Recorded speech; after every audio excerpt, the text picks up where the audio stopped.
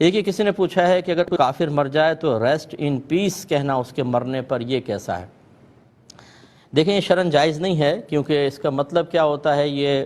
اگر آپ انٹرنیٹ پہ چیک کریں کہ said to express the hope that some one's spirit has found peace after death, یعنی یہ اس وقت کہا جاتا ہے کہ جب ہمیں یہ امید ہوتی ہے کہ اللہ تبارک و تعالیٰ اس کی روح کو سکون عطا فرمائے گا، جبکہ کافر کی روح کو مرنے کے بعد سکون نہیں ملے گا۔ یہ نص قطعی سے ثابت ہے، جیسے کہ اللہ تبارک و تعالیٰ نے قرآن عظیم میں ارشاد فرمایا کہ ان الذین کفروا وصدوا عن سبیل اللہ، بے شک وہ لوگ جو کافر ہو گئے اور انہوں نے لوگوں کو دین کے راستے سے روکا،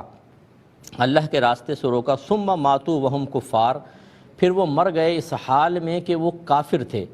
فلن یغفر اللہ لہم، تو اللہ تبارک و تعالیٰ ہرگز ان کی بخشش نہیں فرمائے گا۔ اس کا مطلب ہے کہ جو حالت کفر میں مر گیا اس کے لیے پھر بخشش نہیں ہے، اور جب بخشش نہیں ہے تو پھر عذاب لازم ہوگا،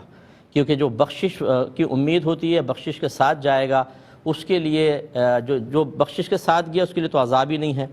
اور جس کے لیے امید ہے تو امید ہوتی ہے کہ چلیں جی اگر گناہوں سمیت گیا ہے عذاب بھی ہو رہا ہے تو دعائے بخشش و مغفرت سے عذاب ختم ہو جائے گا، جبکہ کافر کے لیے ایسا نہیں ہے، تو اس کا مطلب یہ ہوا کہ اس کو کبھی بھی اب امن اور چین نہیں آئے گا۔ یہ نص قطعی سے ثابت ہے۔ اسی طریقے سے اگر کوئی مسلمان تھا اور پھر وہ دائرہ اسلام سے باہر نکل گیا، اس نے کفر اختیار کر لیا، اس کو مرتد کہتے ہیں۔ اس کے بارے میں اللہ تعالیٰ نے فرمایا کہ وَمَن يَرْتَدِدْ مِنْكُمْ عَنْ دِينِهِ، کہ جو تم میں سے اپنے دین سے پھر جائے، فَيَمُتْ وَهُوَ كَافِرٌ، پھر اس کا انتقال ہو جائے اس حال میں کہ وہ کافر ہے، تو فَأُولَٰئِكَ حَبِطَتْ أَعْمَالُهُمْ فِي الدُّنْيَا وَالْآخِرَةِ، تو اس کے دنیا اور آخرت میں اعمال برباد ہو جائیں گے۔ وَأُولَٰئِكَ أَصْحَابُ النَّارِ هُمْ فِيهَا خَالِدُونَ، وہ دوزخیوں میں سے ہے، وہ اس میں ہمیشہ ہمیشہ رہے گا۔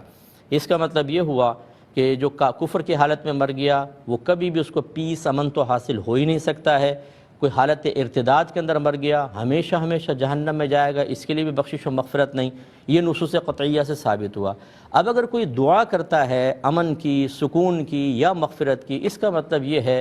کہ اسے ان آیات پر یقین نہیں ہے،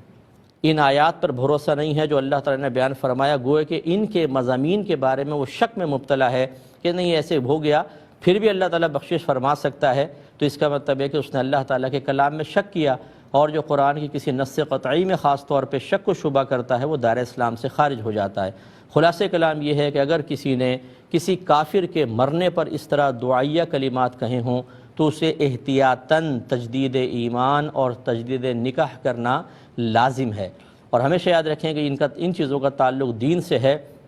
ایسا نہیں ہے کہ ہم اپنی عقل کا استعمال کرتے ہوئے یہ کہیں کہ یار جو فلاں شخص تھا بڑا رحم دل تھا، بہت انسانیت کی خدمت کرتا تھا، غریبوں کے ساتھ بہت اچھا سلوک کرتا تھا اور بلا امتیاز کرتا تھا، کافر ہو کے مر گیا لیکن اچھے کام بھی تو کیے، چلو اس کے لیے دعا کر دیں۔ اللہ تبارک و تعالیٰ نے مطلقاً آخرت کی نجات اور بخشش کا دار و مدار ایمان پر رکھا ہے۔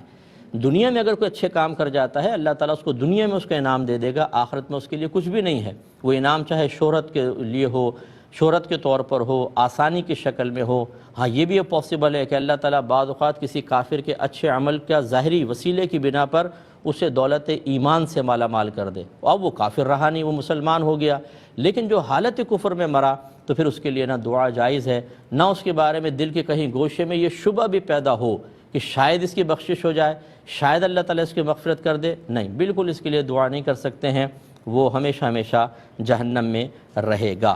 ایک کالر ہے